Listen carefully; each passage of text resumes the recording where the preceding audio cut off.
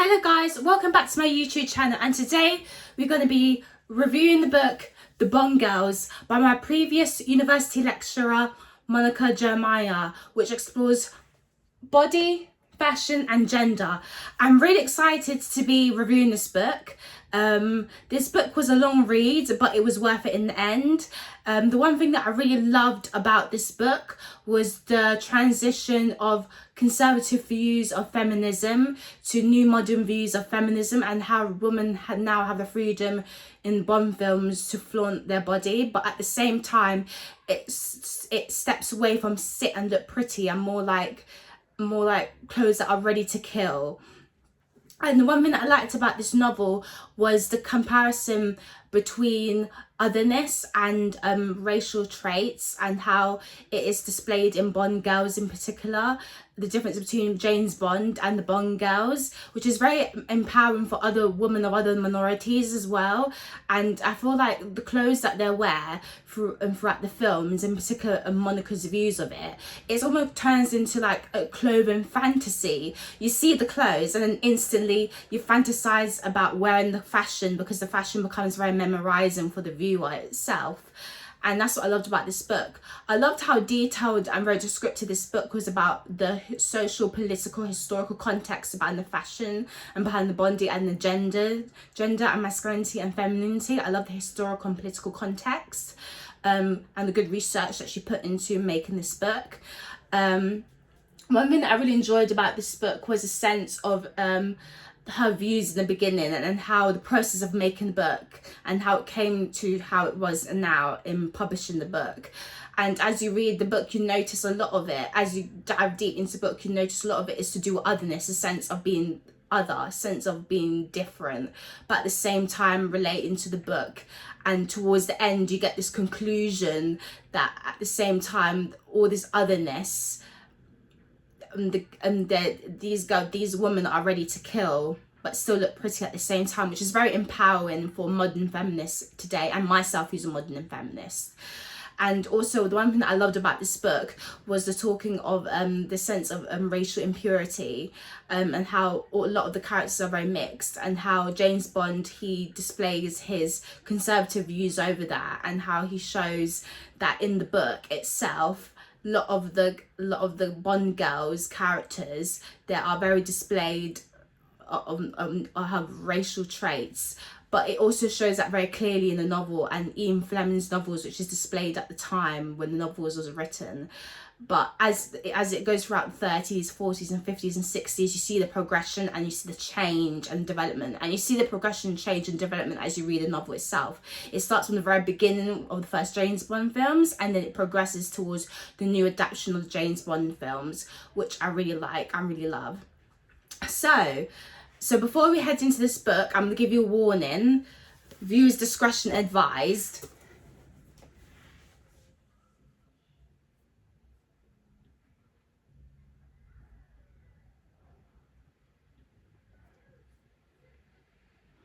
Viewers' discretion is advised, as it discusses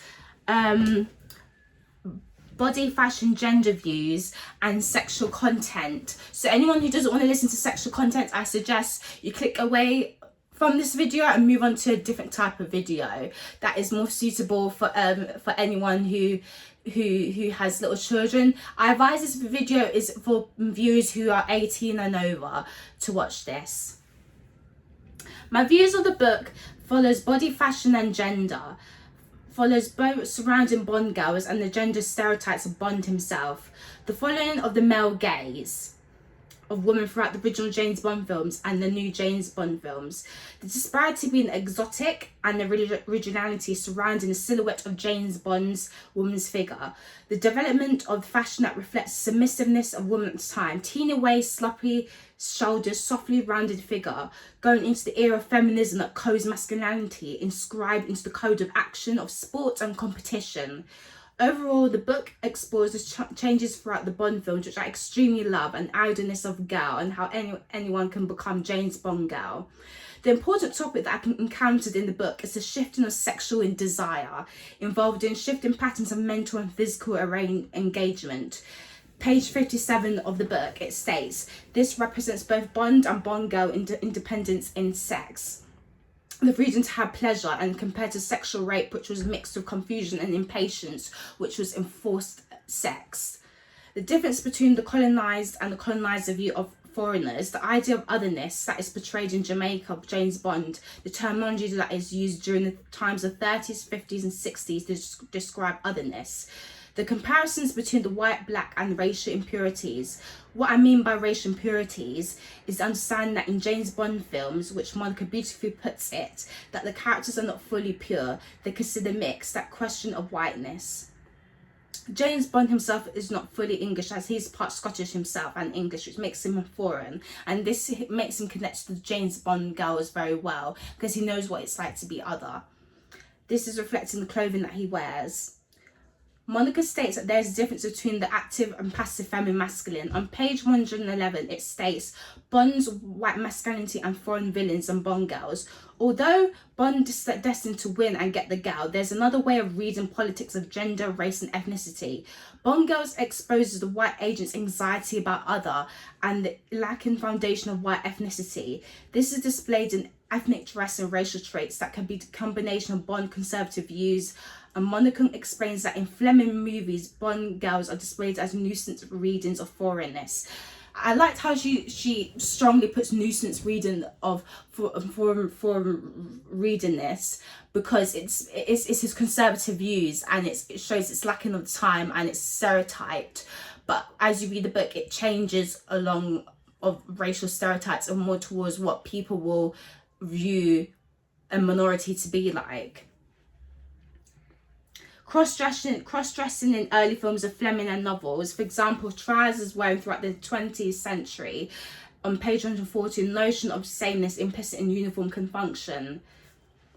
For example, on page 157 in the Bond Girls book,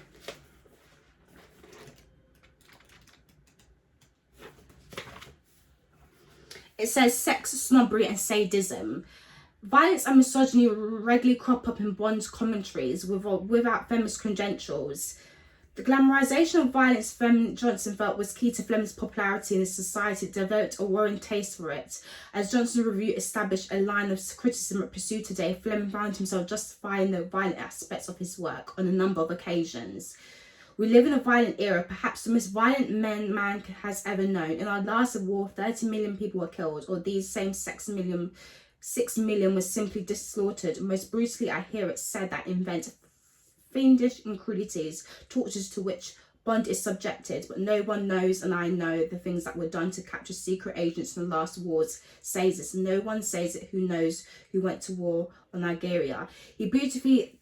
Monica beautifully displays through Fleming's perspective that the glamorization of violence is shown through the agents, but it's also glamorized through the use of women's violence and their fashion and their clothing. The glamorization of violence, which is very popular throughout the James Bond films, is really well known, and which comes with misogyny, the expectation that men are known to implement the violence maybe more than women. But this almost changes and turns tables towards the modern James Bond films, when women are the one who implicit the violence more than men, or balance amount, men and women.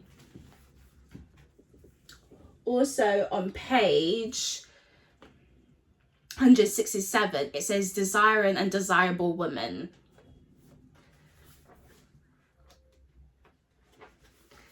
This is the bit that I particularly like about the novel, Desiring a Desirable Woman. What is perceived to be a desirable woman in James Bond books, because when you read a lot of his books, you get a sense of what is a desirable woman, what does a desirable woman look like, what do I want to be a desirable woman, what does a desirable woman walk like, what does she talk like, what is her traits and all those type of things. And you start to think about that in a lot of his books, and you want to become that woman almost. The sense of idleness that any woman anyone can be James Bond's girl.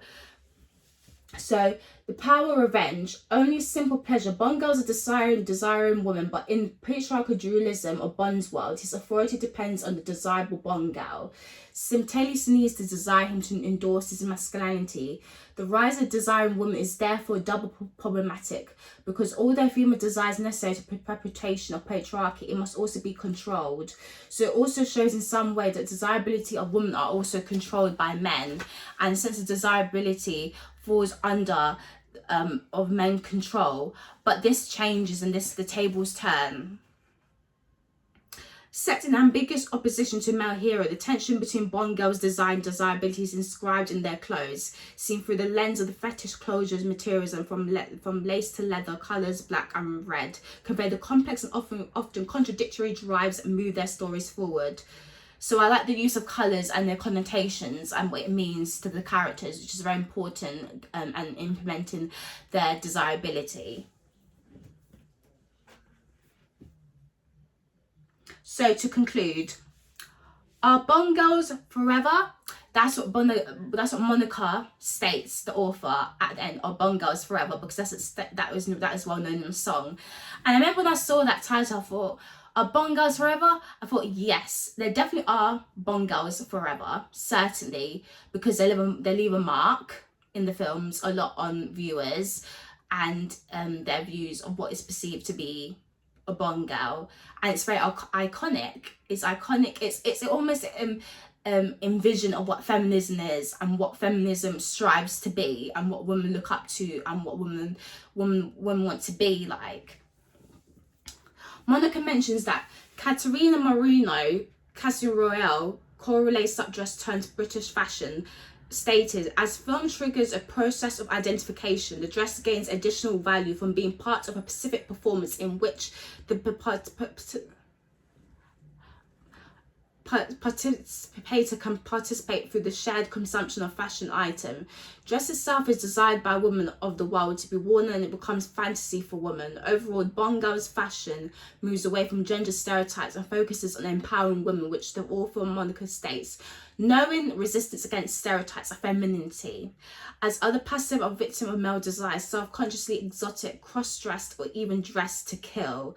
Bond girls refuse to sit and look pretty. They move fast and they kick ass, which is really good. They kick ass, which is really good. That's what I really like about the book. They kick ass and they're willing to go against the views of how women are perceived to be like. In particular, stated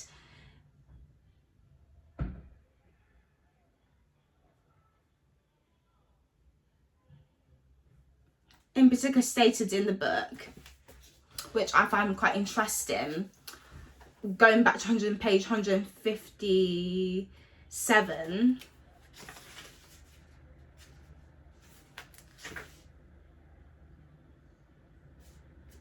or 167, my bad to put it.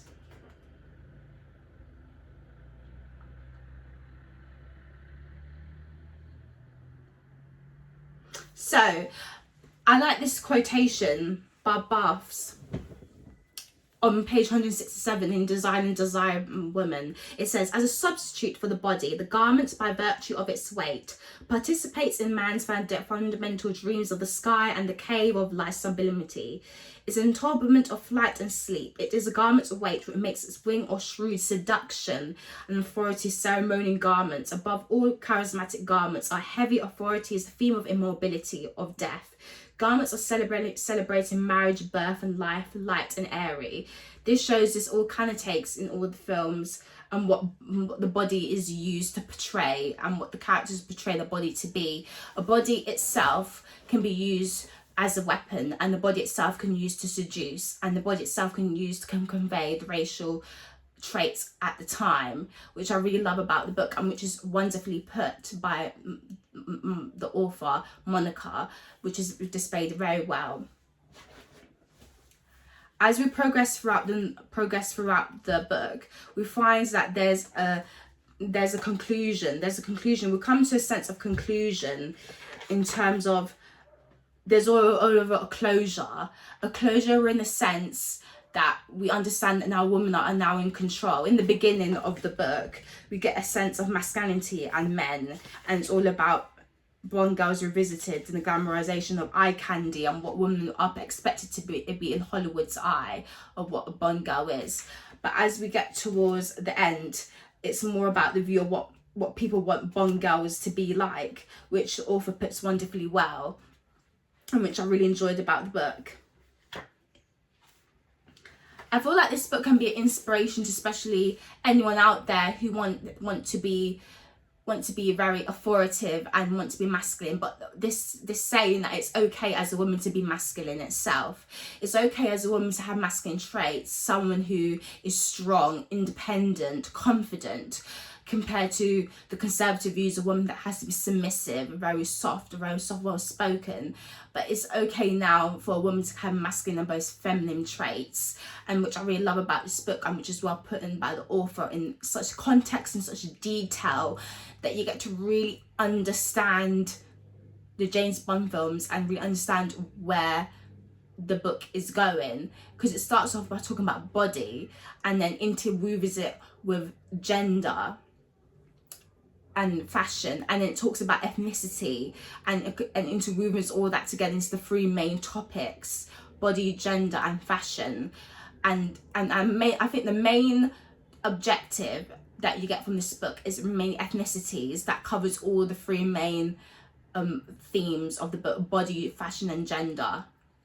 Ethnicity plays an important role in a lot of them, because it talks about how ethnicities have an impact on the fashion of the film, but the impact on the fashion in context of the film, on the public view, how it's displayed in magazines like Vogue, and how it has impact on celebrities and how people look up to these actresses and actors who portray these characters, which I really enjoyed. And I hope you guys can purchase this book. By the way, this is not sponsored, I'm afraid. You can purchase this book on Amazon, not Kindle, but you can purchase the hardback or the paperback. I purchased the paperback of this book, and give it a read and you'll really enjoy it. I certainly did enjoy this book, because it's of course by my previous university lecturer, Monica Germana, and I really enjoyed reading her book. And in the process of me being at uni, I'm alumni now, but while at uni she did discuss her process of the book, and when reading it I now understood and I saw the big picture of what she wanted to put in this book, and I'm very impressed, very proud and very happy of this book. And I just hope that anyone out there who wants to feel badass and kick-ass can certainly purchase this book. So thank you for watching my YouTube channel. Bye.